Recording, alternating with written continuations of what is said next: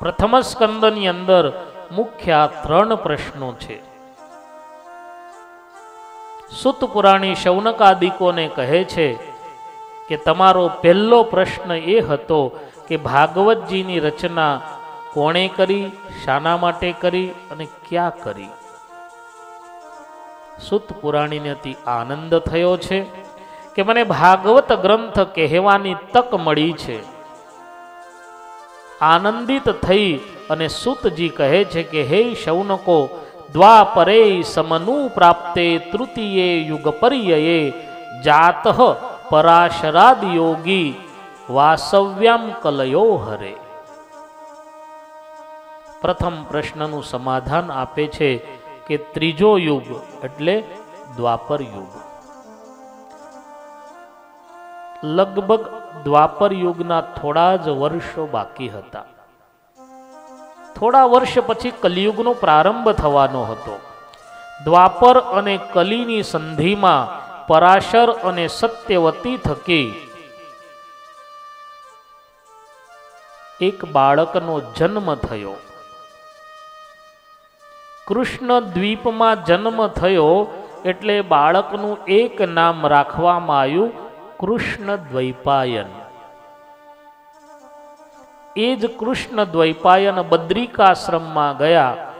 એક બોરડીના ઝાડવા નીચે બેસી બોર ખાઈ અને તપશ્ચર્યા કરી એટલે બીજું એમનું નામ પડ્યું બાદરાયણ. પરાશરના દીકરા હતા એટલે ત્રીજું એમનું નામ પડ્યું પારાશર્ય. પહેલું નામ કૃષ્ણ દ્વૈપાયન, બીજું નામ બાદરાયણ, ત્રીજું નામ પારાશર્ય. ત્યાર પછી બદ્રિકાશ્રમમાં રહી એમને વિચાર કર્યો કે થોડા સમય પછી કલિયુગનો પ્રારંભ થશે. વેદના અર્થને બધાય સમજી ન શકે એટલે એ વેદને થોડો સરળ કરવા માટે એક વેદના 4 ભાગ કર્યા. વેદના 4 ભાગ થયા એટલે નામ પડ્યું વેદ વ્યાસ. વ્યાસ એટલે વિસ્તાર. વેદનો વિસ્તાર કર્યો એટલે નામ પડ્યું વેદવ્યાસ. એ ભગવાન વેદવ્યાસનો આશ્રમ બદ્રિકાશ્રમમાં થોડેક બદ્રિકાશ્રમથી ઉપર મંદાકિની અને સરસ્વતીનો સંગમ છે.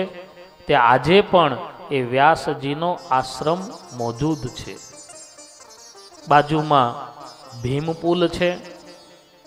ત્યાંથી પછી સરસ્વતી નદી ગુપ્ત થાય છે. મંદાકિની નામે ગંગા અને સરસ્વતીનો ત્યાં સંગમ છે. અને એ આશ્રમમાં રહી ભગવાન વેદવ્યાસજીએ વેદના 4 ભાગ કર્યા. 17 પુરાણોની રચના કરી.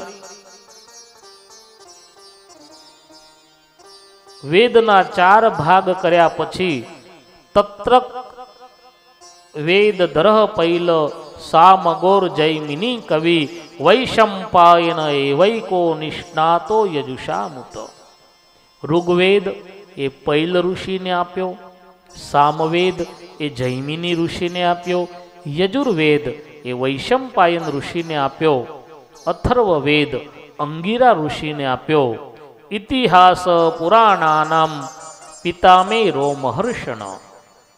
સુત પુરાણી કહે છે કે અને જે ઇતિહાસ કહેતા 17 પુરાણો અને મહાભારત એ મારા પિતા રોમહર્ષણને શીખવાડ્યા. વ્યાસજીને એમ કહેવાય આટલું બધું મેં કર્યું એટલે હવે કલિયુગની અંદર લોકોને શાંતિ મળશે.